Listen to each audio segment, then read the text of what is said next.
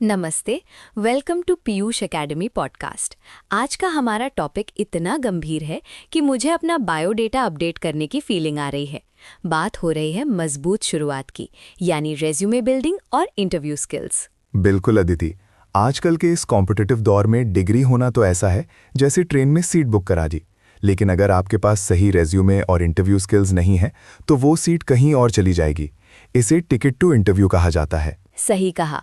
और अगर आपका टिकट 2 पन्नों से ज्यादा का है तो समझो वो रिजेक्ट हो जाएगा। नियोक्ता के पास आपका रेज्यूमे पढ़ने के लिए सिर्फ 6 सेकंड होते हैं रोहित। 6 सेकंड। 6 सेकंड में तो मैं ये भी तय नहीं कर पाता कि मुझे कौन सी चाय पीनी है। इसीलिए साफ सुथरा और 1-2 पेज वाला रेज्यूमे बनाना बहुत ज़रूरी है। मुझे ये देखकर सबसे ज़्यादा हंसी आती है जब लोग पर्सनल डिटेल्स में अपनी ईमेल आईडी लिखते हैं, जैसे killerboy123 या princesssweetie।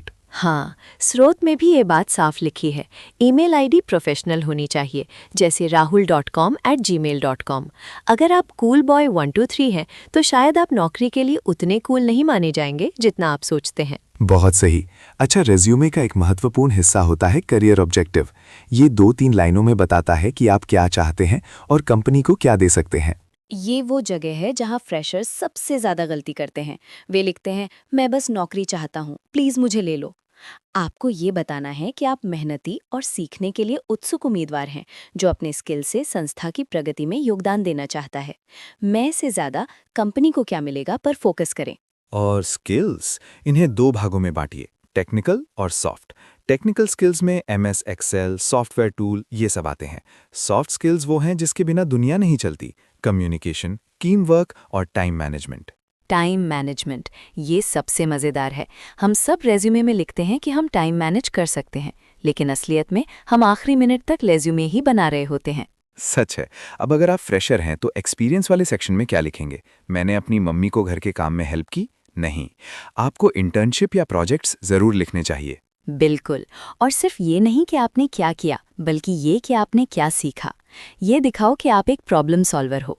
और हाँ, अगर आपने कोई सर्टिफिकेट कोर्स किया है या कोई प्रतियोगिता जीती है तो अचीवमेंट्स में उसे ज़रूर डालें।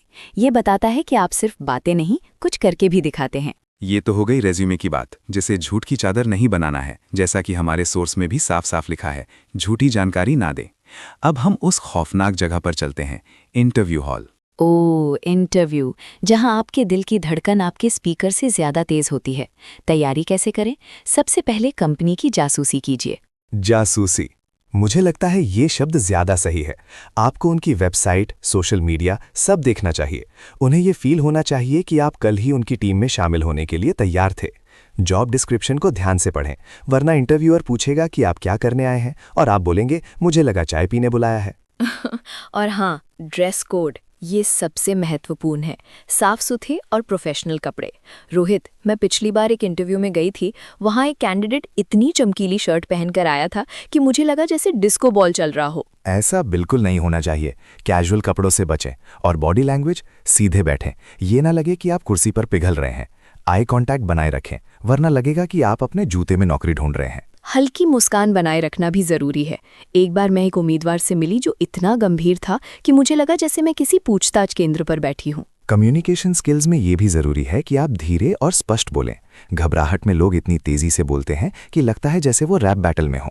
और अगर आपको जवाब नहीं पता है तो मुझे नहीं पता कहने से ना डरें। प्रामाणिकता महत्वपूर्ण है। अब आके हैं इंटरव्यू के सबसे कॉमन लेकिन सबसे मुश्किल सवालों पर। सवाल नंबर 1, अपने बारे में बताइए। ये सबसे खतरनाक सवाल है। यहाँ आपको अपनी शिक्षा, स्किल्स और लक्ष्यों को 1-2 मिनट में बताना है। लोग यहाँ अपनी जन्मपत्री खोलना शुरू कर देते हैं। अपनी पिछली जिंदगी की कहानी नहीं बतानी है, बस प्रोफेशनल हाइलाइट्स। बिल्कुल। दूसरा सवाल, आप इस कंपनी में क्यों काम करना चाहते हैं? इसका जवाब कंपनी की ग्रोथ और आपके लर्निंग गोल से जुड़ा होना चाहिए। अगर आप बस ये कहेंगे कि मुझे पैसा चाहिए तो शायद बात नहीं बनेगी। हाँ, और तीसरा सवाल, इंटरव्यू की असली परीक्षा, आपकी स्ट्रेंथ और वीकनेस क्या है? अदिति, मेरी स्ट्रेंथ ये है कि मैं इतना मेहनती हूँ कि मैं 24 घंटे काम कर सकता हूँ, और मेरी वीकनेस ये है कि मैं बहुत ज़्यादा ईमानदार हूँ। रोहित प्लीज, ये घिसा पिटा जवाब है। स्ट्रेंथ सच्ची होनी चाहिए और वीकनेस के साथ साथ ये ज़रूर बताएं कि आप उसमें सुधार कैसे कर रहे हैं। जैसे मेरी वीकनेस ये है कि मैं कई बार काम को ओवर प्लान कर देता हूँ, लेकिन अब मैं टाइम मैनेजमेंट टूल्स का इस्तेमाल करके इसे सुधार रहा हूँ। यानी वीकनेस को भी सुधार का एक अवसर दिखाना है। बहुत बढ़िया टिप। अंत में इंटरव्यू खत्म होने के बाद क्या करें? इंटरव्यूअर को धन्यवाद कहें और आप चाहें तो एक फॉलोअप ईमेल भेज सकते हैं।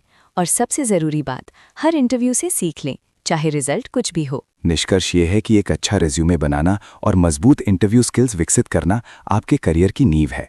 अगर आप सही तैयारी, आत्मविश्वास और निरंतर अभ्यास करते हैं तो सफलता निश्चित है। याद रखें, जैसा कि हमारे सोस ने भी कहा है, अपॉर्चुनिटी सबको मिलती है, लेकिन तैयारी करने वाला ही जीतता है। तो दोस्तों, अपनी तैयारी मजबूत रखिए। मिलते हैं अगले पॉडकास्ट में। Like, share, subscribe.